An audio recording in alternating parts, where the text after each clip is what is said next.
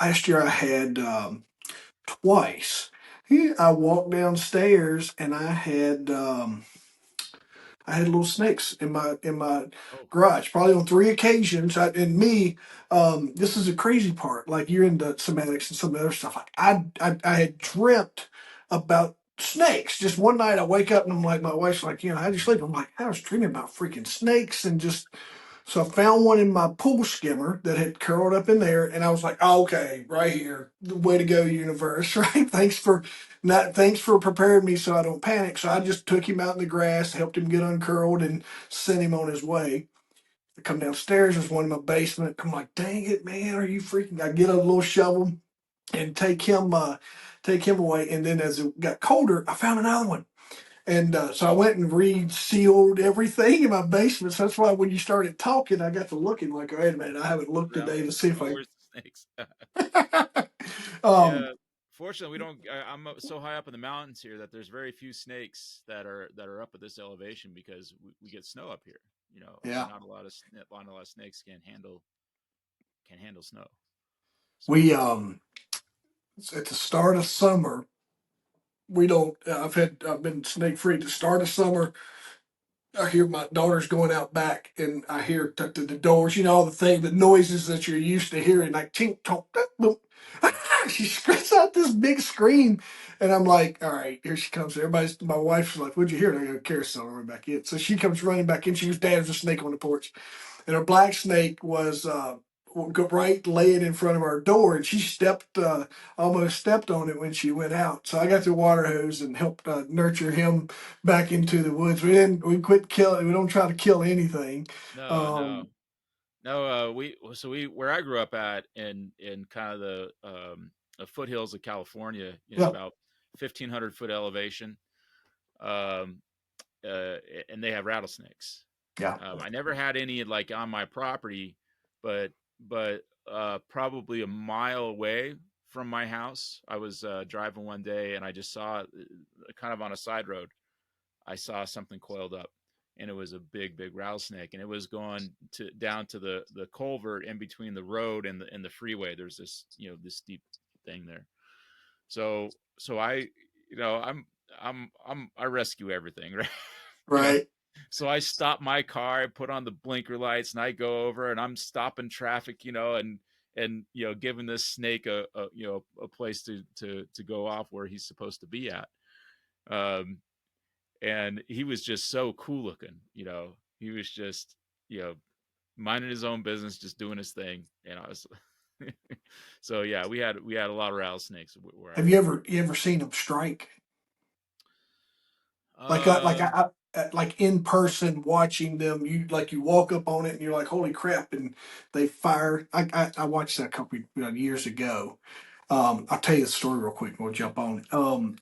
The we had this creek where we would have to mow, and we bring in this guy would come and mow, and we do the creek a couple times a year at the shop I worked at.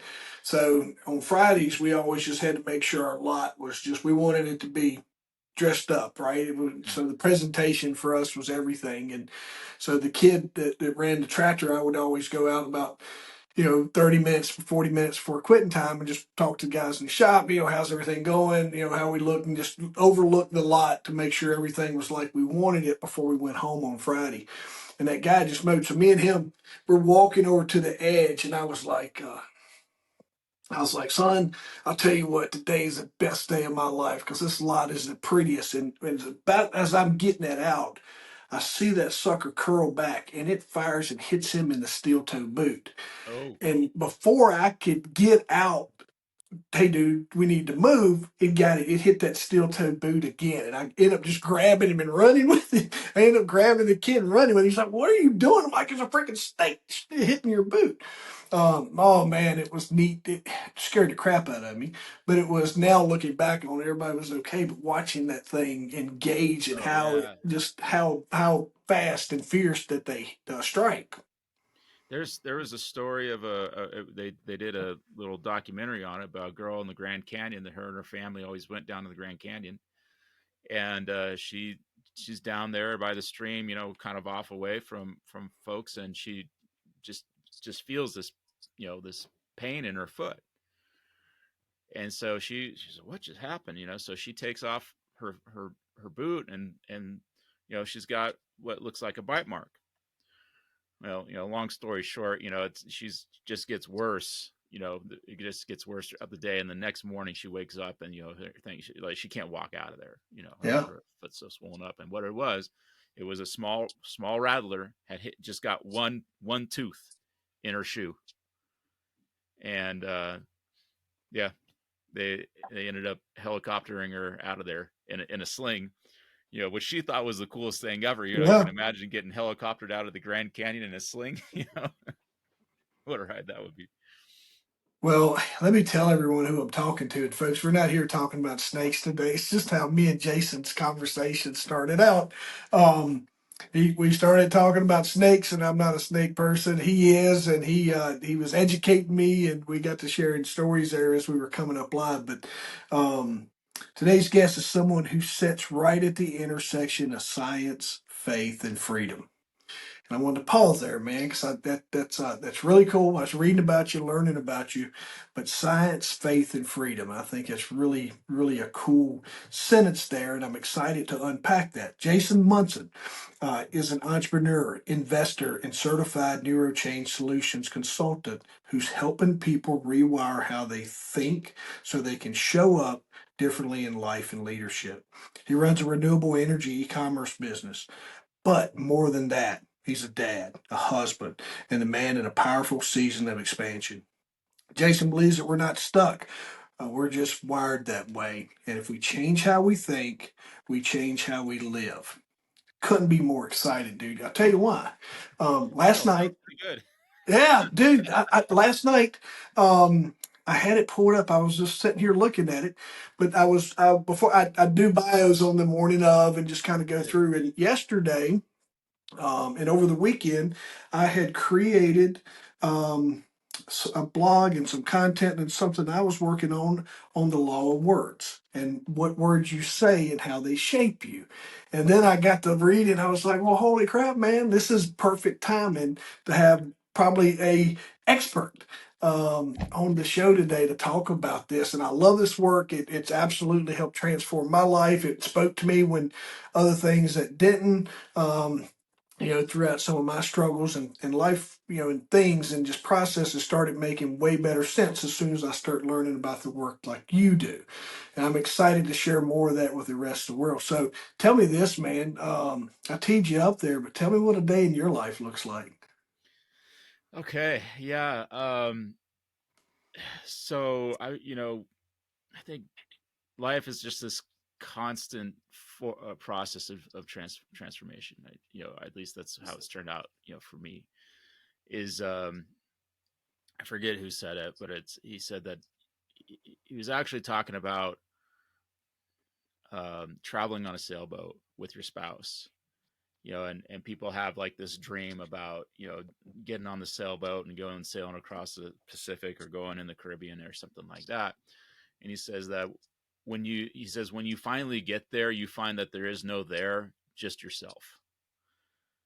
And I found that so many times where it's like I've gone on these these great passive expansion and then plateaued for a period of time and everything seemed good, and then things like kind of start not doing so well, and then it's like, oh, there's this whole nother tier that I'm going on. So I'm really excited right now because I'm in one of those expansion times, where I find myself kind of doing this little test of, I used to get up at 6 o'clock in the morning, and then I started like kind of getting up at 5:30.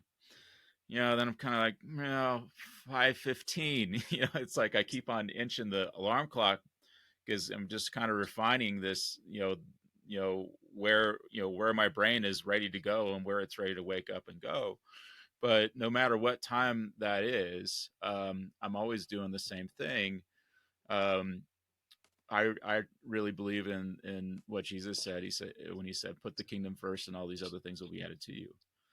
So I go out and after I just get a glass of water and, poke my head outside and get a breath of fresh air. I live up in the mountains up here in Lake Tahoe. So, it's just absolutely, breathtaking every time you walk out.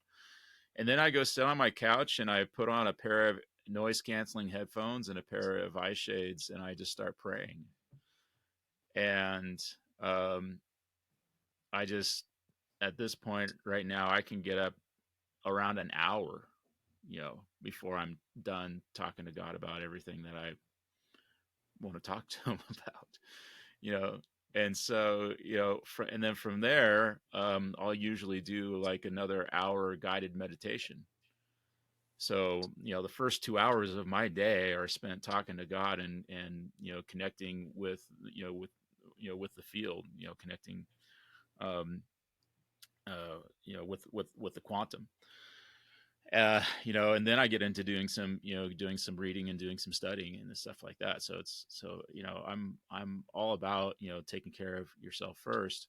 This morning was a little bit different. My wife and I decided to get up at dawn, and we live about a mile from the beach. And so we grabbed our paddle boards and went down to the beach and went paddleboarding out on the lake, and connected, with each other over things and talking about some of our frustrations in life and, how things are not working out, the way that we had expected them to or wanted them to, and kind of wondering how long that's going to last for. So I really believe in, and just taking care of myself, first, and being flexible, also being flexible with that time to be able to, to do what's important. And then, beyond that, I just kind of getting past eating a healthy breakfast and, and getting into my workday and seeing what that looks like. Today I met with a local company, and met with the ownership there. And, after we talked for, a little while, he says, what do you want to do here? Like, and I just said, you know what? Why don't you give me your biggest problem and I'll solve it for you? And I just I like the words just kind of came out of my mouth without like really thinking about it, because I think that's a lot of times what what business owners want, is that they always have this thing that's hanging over them or their frustrations that they're dealing with. And I find, like, working with as a business consultant, work with companies, a lot of times the question I'm just trying to figure out is what is your biggest pain point? Like, what is bothering you the most? And how can I help? And how can we help that? A lot of times when people are suffering or they're stuck in what they're doing, it's because they're having the same thought about the same situation, and they just keep on repeating that same thought. And as long as you're thinking the same thought about the same situation, according to the model of human behavior and neuroscience, is same thoughts are going to produce the same choices. The same choices are going to produce the same behaviors. Same behaviors are going to produce the same experiences or the same results. And those same results are going to produce the same emotions, which are going to go back and influence those same thoughts. And we, as human beings, we run through this cycle, of thoughts, choices, actions, experiences, and emotions. We keep on just running through these cycles, constantly. And this is what produces our life. It's what produces our personal reality.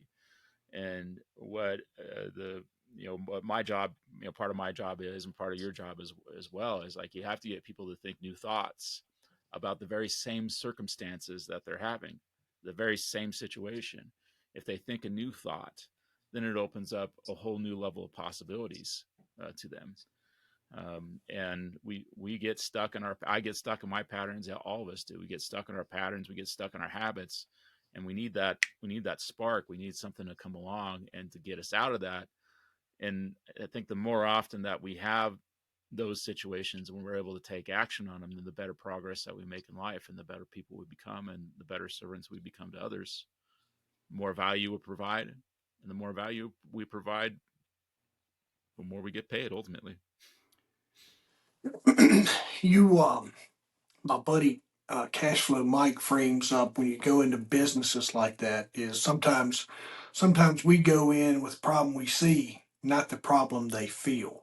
Mm. And the way you approach that allows them, like, I can tell you a bunch of things we can fix, but what's bothering, what keeps you up at night?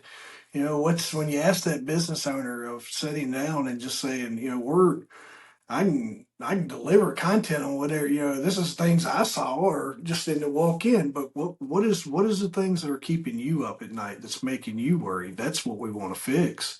Then we can work on the rest. Yeah, absolutely. And it's, coming into an organization or a business and being a trusted advisor rather than a salesperson, it's two completely opposite approaches. It's like I'm gonna walk, you know, I could walk in and say, hey, I'm going to sell you a copy of my book called Rewire for Common. Let me tell you all about it. It's going to help you to, get out of the stress cycles and get some explanation about, what stress is and why it's bad for you and what can you do about it. And here's some great tools and tips and some breathing exercises and different things you can do. I come in like that. Are you inspired to buy my book, Jeff?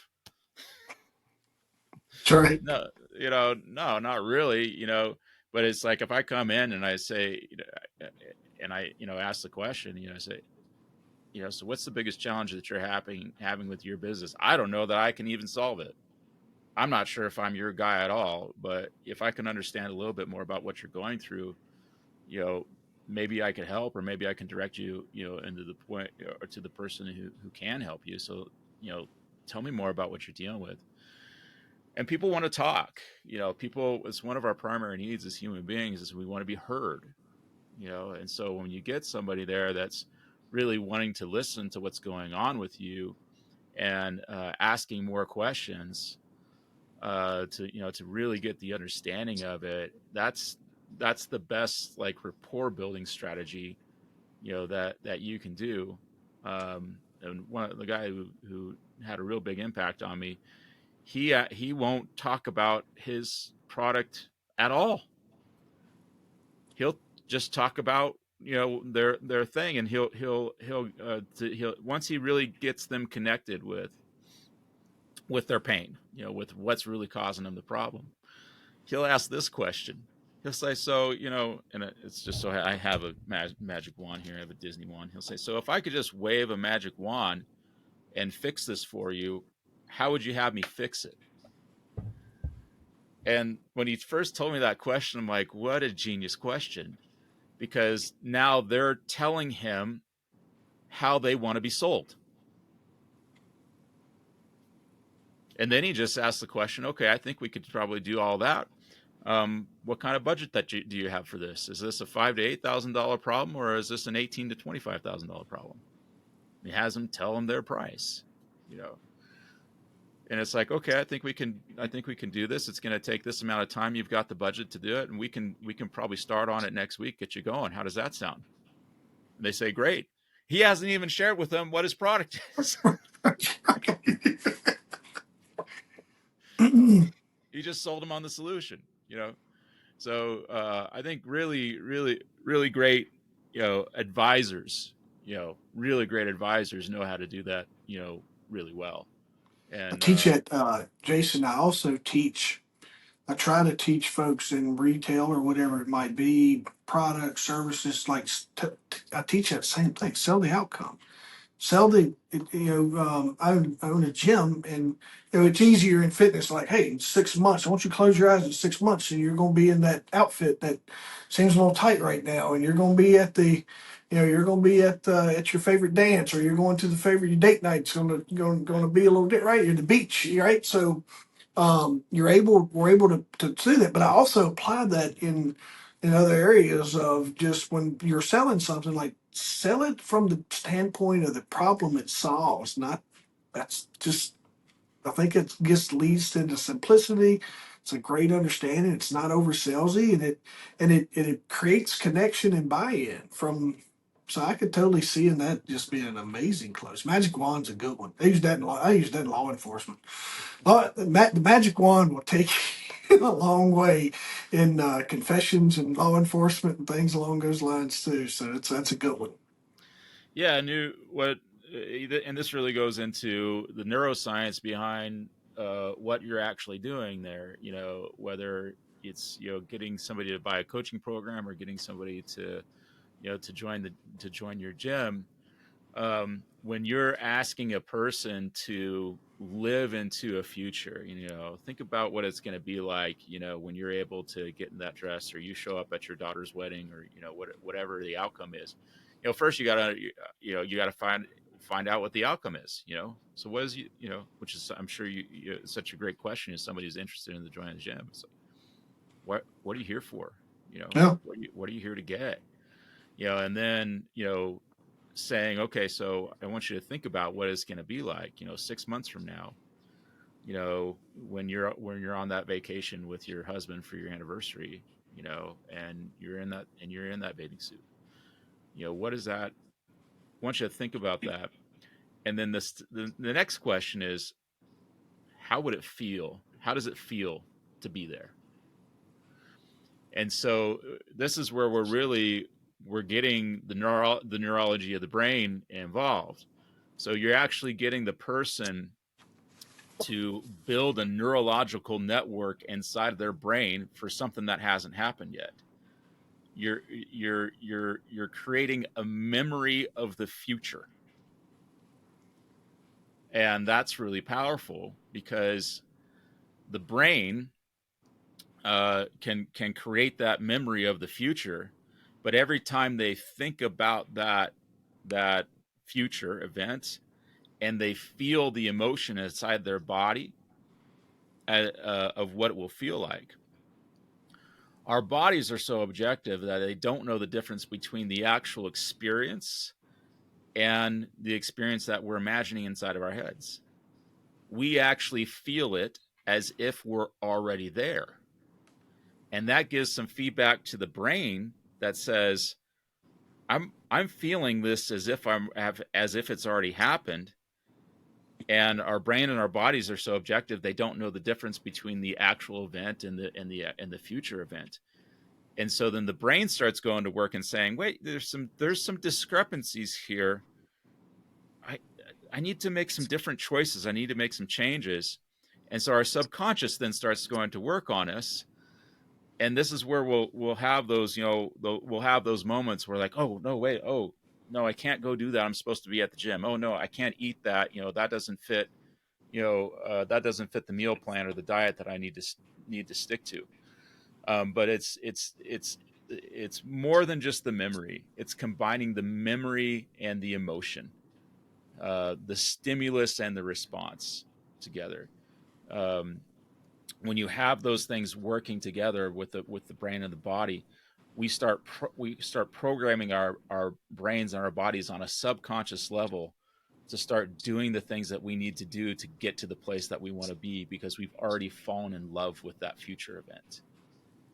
So whether you're doing a workout, or somebody's got to revise their financial plan, or they've got to have a different result with their employees, the methodology is all the same for getting there. We overlook that, and that's that leans in hard to eliminating negative self-talk, and that's like that article that I did. It was kind of born out of when I sat down with a business owner, and Jeff, I'm just not making any money, and generally, as soon as that why rolls out, I can tell that it's not the business. It's their relationship with money. It's their, like, well, I'm not, I'm just not good at my business finances. And I was like, well, hold on here. Today we're going to start doing this a little bit differently. And they're like, what does that mean? I'm like, we're going to say that you're here today to get advice on your business finances. So here's what we're going to say: that you're working hard to learn more about business finance. So let's start there, and then tell me, and I generally have, do you think money's scarce? Do you, how was you brought up? Is money not growing trees in your household? And we work through some money mind blocks. And finally I can get down to, it's like, well, they don't charge enough. They're just basically afraid to charge more because they're of the uncertainty of there's just not enough money in the world. How are they going to be able to afford me? So that's, I kind of keep pulling back those layers to get to that part of the conversation to say, okay, let's spend some time working here, and let's improve your relationship with money. And what if I told you that there's money's everywhere. There's plenty of money for everybody. It's just you've got to turn the right valves here in your brain and your mind to where it'll start flowing to you, because everything you're doing is kind of pushing it away. Then we can work on the systems and processes in your businesses. If we don't fix this area, all we're going to do is block all the money from coming in, because you're not going to be able to manage it, type thing. Is that similar to the work like you're talking with there? Yeah, absolutely. So you're dealing with the persons with their beliefs and their biases, right? And where do they learn that from, right? They Yeah. learn that, from the experiences in their life, previous experiences Most that of the block time, that. Joe, Jason, not to interrupt you, but most times some of the most trusted people, a mom, a dad, Mhm. a very influential person, that this is the way they told me, and this is the way it is. So I didn't mean to interrupt you, but that's the other part to add in, is it's not just coming from a friend or a random stranger. It's someone that's valued. Yeah, it's somebody that they trusted. Just I don't know why this is coming up for me, but and I think it was Malcolm Gladwell wrote a book called The Tipping Point, um, and which actually he went back and later on said a bunch of it was nonsense. But there was one point in there that I liked, was he talked about people who smoked, um, and interviewed people who were smokers, and he said and the question was, why did you start smoking? And almost every single time they say that there was somebody in their life that was cool, that smoked, and they wanted to be like them. So whether it was a family member or somebody in school or a cousin or something like that, is like that they wanted to be like that person. So that's why they started smoking. And so we could, you do that of getting that emotional payoff of like, well, I want to be cool like they are, right? You're doing it in an unhealthy way, but we'll do the same thing with money. As we'll say, usually money is not about being cool as much as it is about being safe, and having the security that money brings. If you grow up in an environment where when people don't have money, they suffer, and when they have money, they feel good, then you get taught on an unconscious level.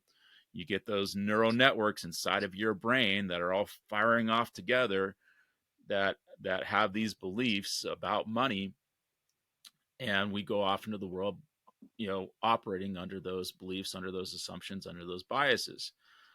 Problem is most of our beliefs, biases, and assumptions are not true.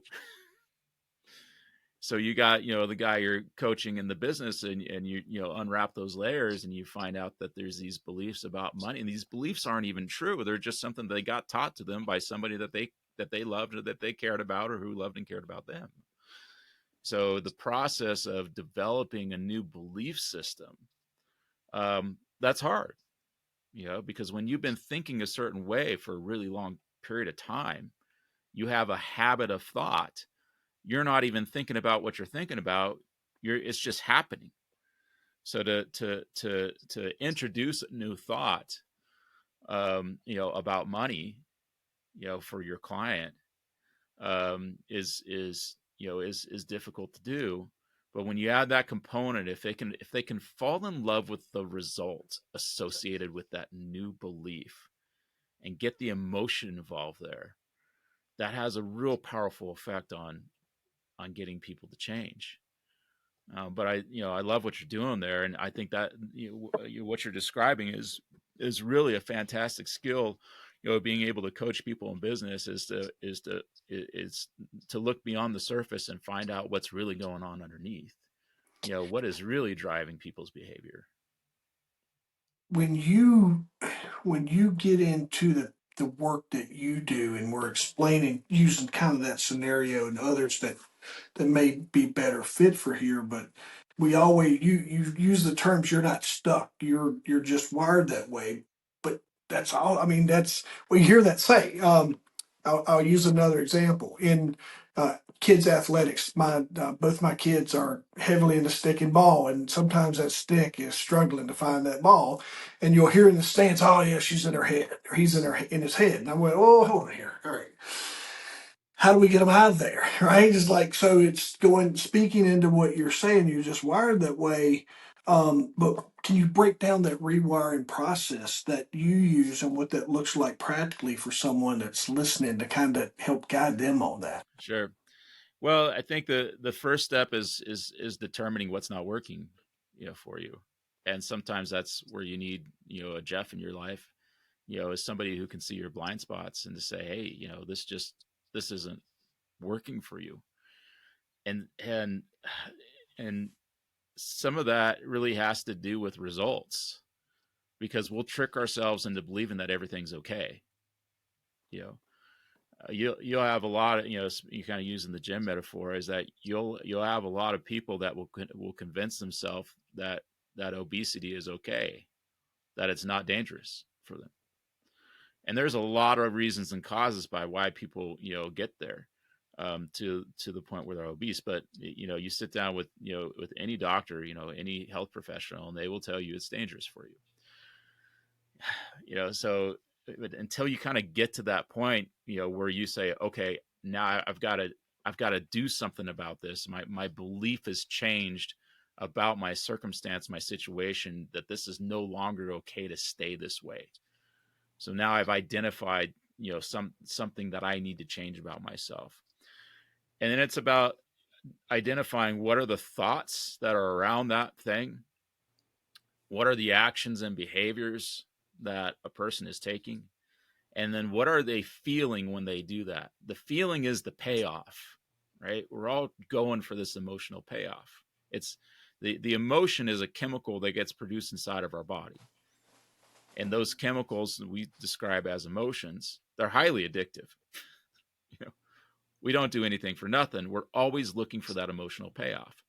So first is to identify thoughts, actions and behaviors, feelings that are associated with the old behavior that I no longer want to, that's no longer serving me. It's not getting me the result that I want to get.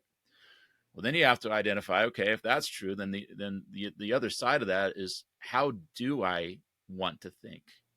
What actions do I want to take? And how do I want to feel? And getting really clear on those. And a process that we do, we actually have people, we'll have them write that out every single day. What is the old personality that I am retiring? And what is the new personality that I am taking on? And what is it like to be this person? And I'm going to go have the thoughts, actions, and feelings of this new person today. And when we do that, we start rewiring our brains to become this new person. And when we stop engaging in the old thoughts, actions, and feelings of the old personality, our brains start to actually prune away the neurological networks that are associated with that old personality. And over time, it's easier to resist being that old person, and it's easier to become this new person. We're developing a new habit, a new set of beliefs. We're setting up new conditioning inside of our mind that gets us to be this new person. And this old personality eventually just fades away. It just doesn't have the grip on us like it used to.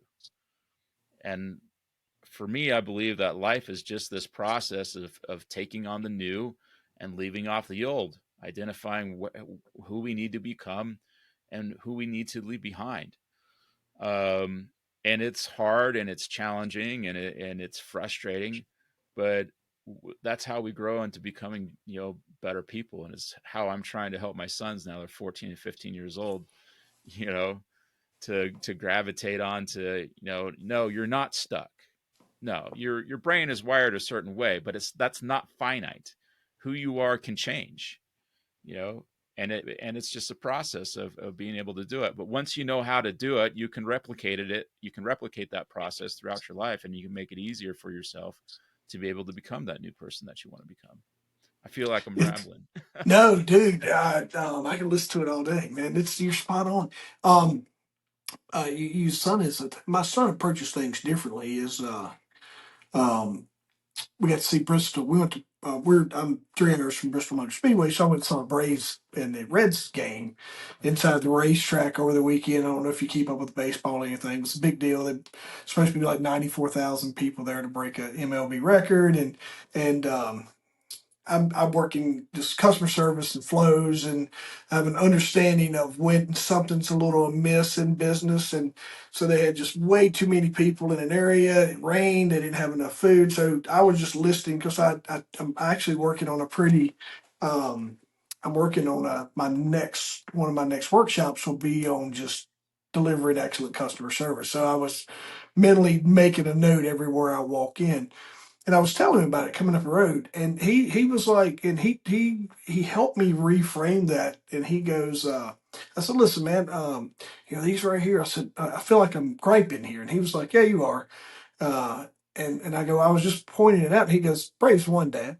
So it's all that matters is the Braves Praise won, one. and life is good. And that was when he said that, I was like, man, he really, because and I told him, I was like, listen, I'm not trying to live in the negative here, because it was such and what I realized was I was anchoring what's supposed to be this really cool father son moment of going to this event that may be a once in a lifetime moment for both of us.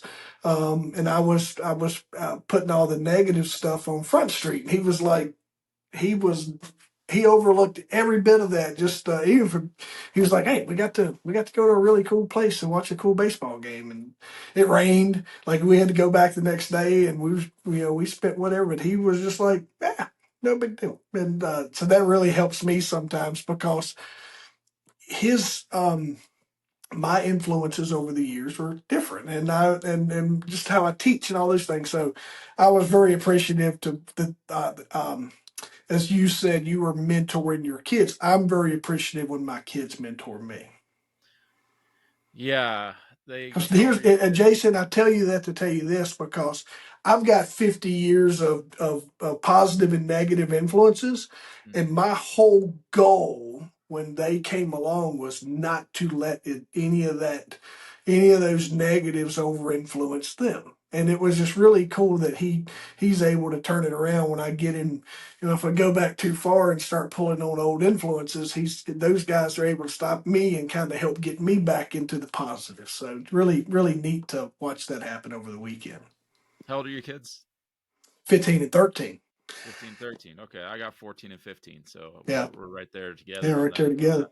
that ride. Yeah, so yeah, the this age, I reflect back on my dad, and and kind of seeing like where I'm at with my kids. And um I just remember reading in a book one time is that at this age our kids can become very critical of us, of the things that we do, the habits that we have, the things that we've done, things we haven't done, because they see it through, different eyes, and so I think it just, for me, it just requires a lot of humility, of saying, all right, this this is what's going on, and this is where I'm at with this, and I'm not doing this all the right way all the right time, and I appreciate you being patient with me, Yeah. you know Big deal.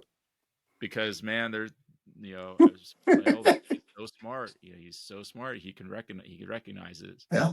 and it's, so frustrating to him, so, just having that, humility is as a parent with teenagers is, it's the only way I know how to do it, and I think that's sometimes the only way I can get through it. Yeah. I mean, I'm very, as they've gotten older, like very transparent conversations. Like sometimes I've set them down and said, "Listen, you guys are raising me. Y'all don't understand this, but you all have raised me to higher levels than I ever could have without y'all." But and I have them raise their hand. And I go, "How many of you have had a dad before?" And they both look at me like, "What are you talking about?" I go, "Because this is my first time having kids." And I don't know if they all know this or not, but it's not like buying a car. I can't go to the glove box and pull out the manual. So we're all figuring this out together. And that started from me just kind of listening them up on their phones and just taking pictures and group text. And I'm like, you guys are exposed to way more. In order for me to communicate back in yours age, I had to mail a letter. The internet hadn't quite come around then, but I'd have to mail a letter, fold it up or whatever. If I wanted to send someone a selfie, that meant I took a picture with a roll of film, sent it off. It was developed in 14 days and sent back to me. Everything they do is instant. So that's kind of where I was like, listen, we're all figuring this part out together, but here's how I think just best practices of how I would like to see this evolve. And um, I think it creates more buy-in. What the one thing I wanted to ask you before we get out of time was the faith meets neuroscience part, and how you integrate the two. You talked about your morning routine of prayer and meditation, and your heart space alongside your brain science. But how do you blend your spiritual alignment, mental rewiring into the work you do with clients? That's a really great question, and I'm not the Christian neuroscientist, um, where some people are really upfront, with with their faith, pushing that first. Um, and I and for the guy that I've learned from working with Dr. Joe Dispenza. You go to one of his events, and he'll have 2,000 people from all over the world, and there'll be 87 countries represented in that room. 80, so likely 87 different religions, at least. And one of the things he says, the second that you bring up religion or you bring up politics, you divide the room. And he is so masterful at talking about God without dividing people. Yeah. And the way that he'll do that is he'll say the divine. When he's referencing God, he'll say, so the divine, or the divine in you, or your connection to the divine. And most people don't have a problem with that. Yeah, because you'll have full on in the audience, you'll have full on atheists. You'll have you'll have some really scientifically minded people, that are very much believe in evolution, and they discount the idea of God and a creator. But most people don't have a problem with this idea of a divine, that you're recognizing that there's some level of power that's greater than than what you are, and we're kind of like experimenting with with this relationship, and how it relates to our neurology, and how it relates to our biology. So um the Bible talks a lot about the heart, and in the study that I've gotten to do, we find out a lot about that the heart is an energy center inside the body. It has scientists just show our hearts, you take your heart out of your body, it'll beat in your hand, because it has electronic impulses that are causing it to do that. The electronic impulses are what are causing that muscle to do it. So whenever you have an electronic signal like that, it creates a field, creates an electromagnetic field.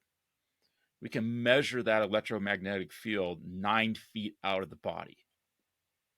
It's hugely powerful. And so when you have so when the Bible is talking about the heart is the seat of motivation, and out of it are the sources of life. And then we find out that the heart actually has neurons inside of it, and there's more connection there's more information being sent from your heart to your brain than there is from your brain to your heart. It's actually speaking to you. And then you have these other parts of our bodies that also have these neurons. We say you have a gut feeling. Well, there's another energy center. There's another electromagnetic field inside of this part of your body. You can measure it. It's scientific. This is not the woo-woo clan here. These are things that are actually measurable, and determining how these energies interact with each other, because then we also have these different energy centers inside of our brain that are also measurable.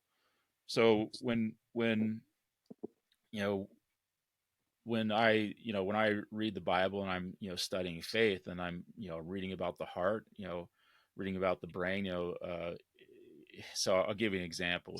So the Pharisees asked Jesus, say, hey, what is the greatest law? What is the greatest of all the laws? What is the number one law? And Jesus says to love God with your whole heart, your whole soul, and your whole mind. Right? It was a whole soul, your heart, soul, right? Did I get that right? Whole heart, whole soul, whole mind. Right. I've So always heard it heart, soul, and mind. yeah, heart, soul, and mind. I Okay. think you're spot on. So I want to make sure I got it right. So so just talked about that energy inside of your heart. That is your motivation, your emotion. Okay. Well then, your mind. So we starting heart. We're talking about biology. When we're talking about our mind, we're talking about neurology. When we're talking about soul, we're talking about the energy of the body, like that actual energetic force, that, the life force that's inside of us. So studying neuroscience and studying biology and like getting into, the details of like what is actually going on inside of us, on a science level, it just it opens up this whole new door of understanding to what the Bible is talking about when it's speaking about these different aspects of our body and of our personality, of and in science, in the work we do, we talk about coherent energy versus incoherent energy, and we can measure it. We can put I could put an EEG, I could put an EEG on your heart, and we can put that information up on the graph there, and we can see when your heart is beating coherently in love and in gratitude, and then we could change you over to emotion and anxiety and fear, and we can watch your heart rate change into an incoherent heart signal. We could do the same thing with an electroencephalogram. We can put this, we could put that brain thing on you there, and we can measure all your brain waves. You can measure your beta, your alpha, your theta, and your delta brain waves, and we can see your brain waves operating in coherence when you're thinking positive thoughts and you're feeling the positive emotions, and you see these energies start to sync up together. You got coherent heart, coherent brain. And then what people are able to do when they are in that space, and the change and the impact that they have on other people when they're out of space. So anyway, you'll get me going here, man. I just, That's good. there's to me, they're inseparable. To me, they're inseparable. There's another. I came out of EMS as well, so the heart, the rhythms, EKG, um, that normal sinus rhythm, that drop, that boop, that you see on TV, folks. There's another. I'll send it to you, and it is leaving my mind. I hate to even bring it up, but there's another rhythm in the body that's like mimicking that pattern of energy, the electricity.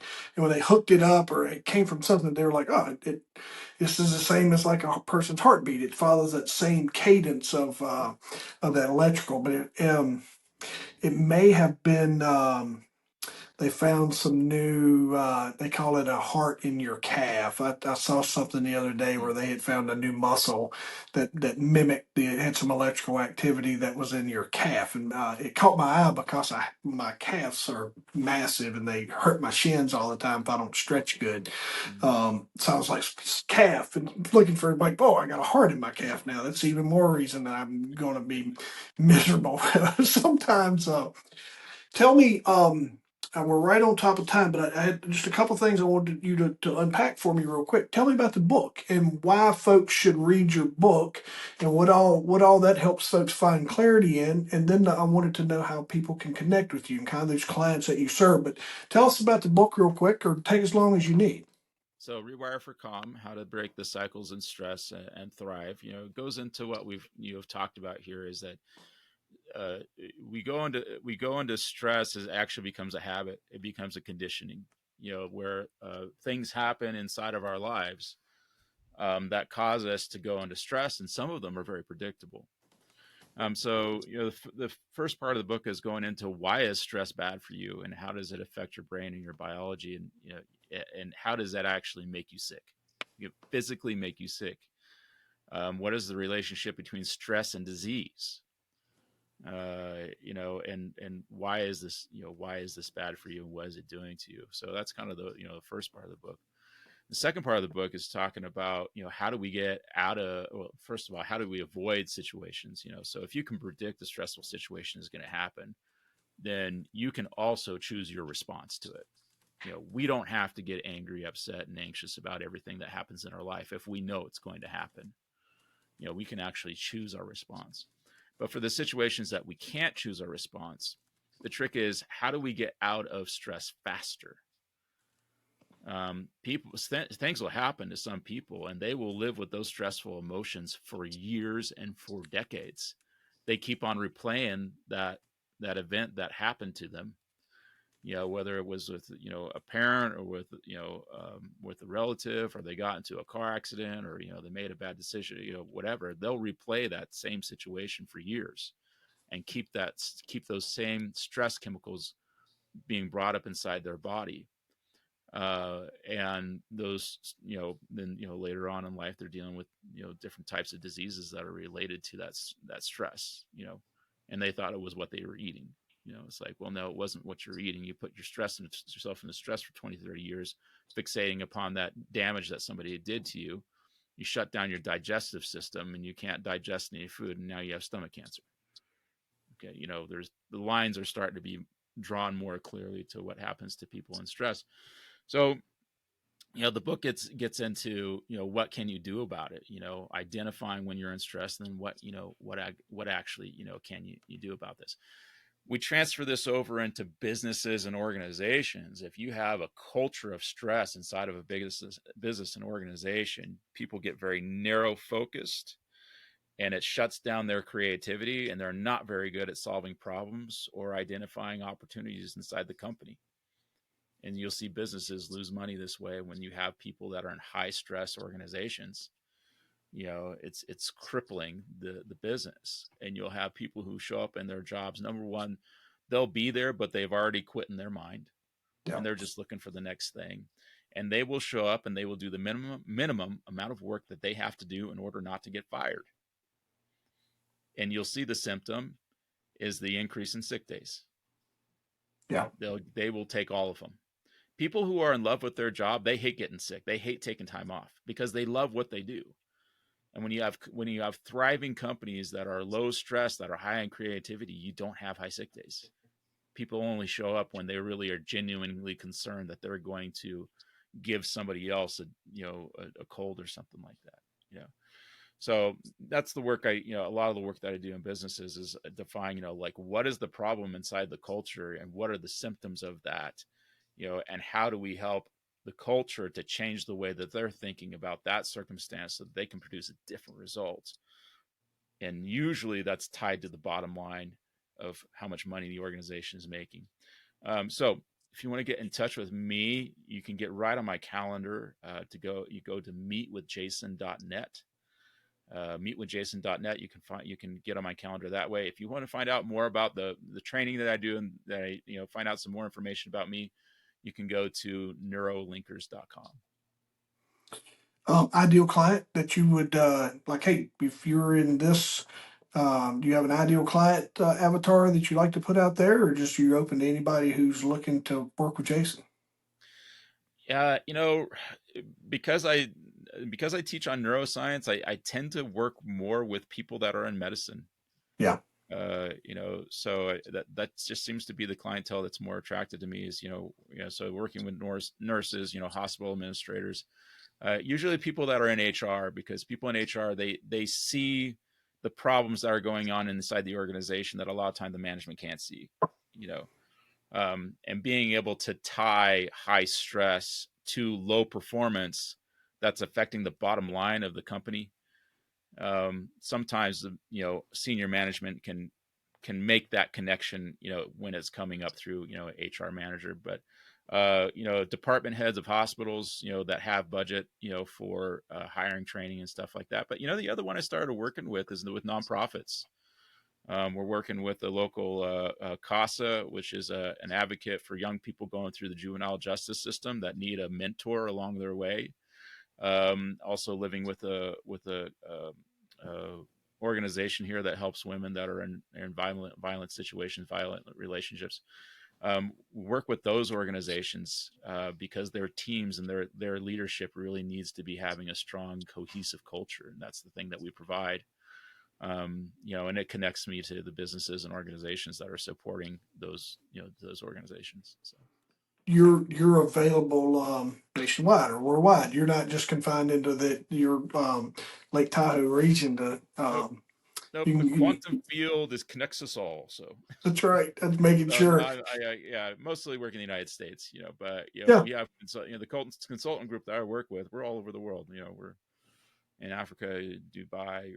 We're all over. So man, it's really cool. I love the work. Absolutely cannot thank you enough for spending an hour talking snakes a little bit, but yeah, teaching me a little bit about snakes, but then letting me just give me the opportunity and the folks that will hear this over as time goes on, and hopefully, I believe in this work. It's absolutely been life changing to me. It's a different approach. I found myself beating my head against the wall and way too long. And once I started the work that you do kind of opened up some new doors for me and helped me find some clarity in my own life. So I really appreciate you just taking time um, to let us get to know you, dude. Welcome back anytime. Hopefully, come back with a case study or whatever you'd like to unpack. And but just let me know anything that me and my group can do to support you, my man. sounds wonderful. Thank you so much, Jeff. All right, appreciate you.